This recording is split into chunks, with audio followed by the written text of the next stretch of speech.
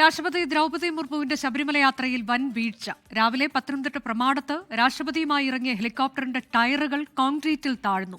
സുരക്ഷാ വീഴ്ച സംഭവിച്ചിട്ടില്ല എന്ന് സംസ്ഥാന പോലീസ് മേധാവിയും ഹെലികോപ്റ്റർ ലാൻഡ് ചെയ്തത് എച്ച് മാർക്കിന് പിന്നിലാണെന്ന് ജില്ലാ കളക്ടറും പ്രതികരിച്ചു.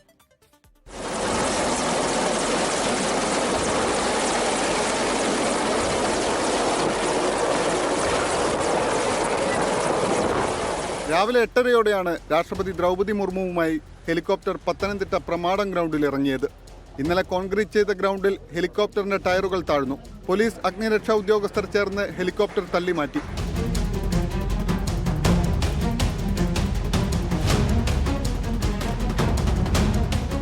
നിലയ്ക്കലിൽ ഹെലികോപ്റ്റർ ഇറക്കാനായിരുന്നു മുൻ തീരുമാനം. എന്നാൽ പ്രതികൂല കാലാവസ്ഥയെ തുടർന്ന് ഇത് പ്രമാടത്തേക്ക് മാറ്റുകയായിരുന്നു. വീഴ്ച പറ്റിയിട്ടില്ലെന്ന് കോന്നി MLA KU ജനീഷ് കുമാർ.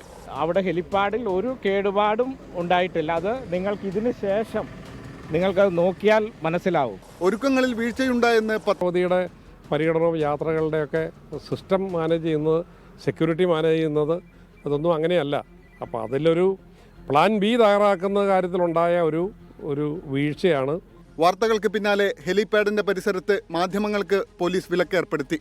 സുരക്ഷാ വീഴ്ചയില്ലെന്നാണ് സംസ്ഥാന പോലീസ് മേധാവിയുടെ വിശദീകരണം. 24 പത്തനംതിട്ട. ലോകത്തെവിടെയായാലും ഏത് സമയത്തും 24 വാർത്തകളും ഓഗ്മെന്റഡ് റിയാലിറ്റി പാക്കേജുകളും എക്സ്പ്ലെയിനറുകളും വിശദമായി കാണാൻ ഞങ്ങളുടെ യൂട്യൂബ് ചാനൽ നിങ്ങൾക്ക് സബ്സ്ക്രൈബ് ചെയ്യാം.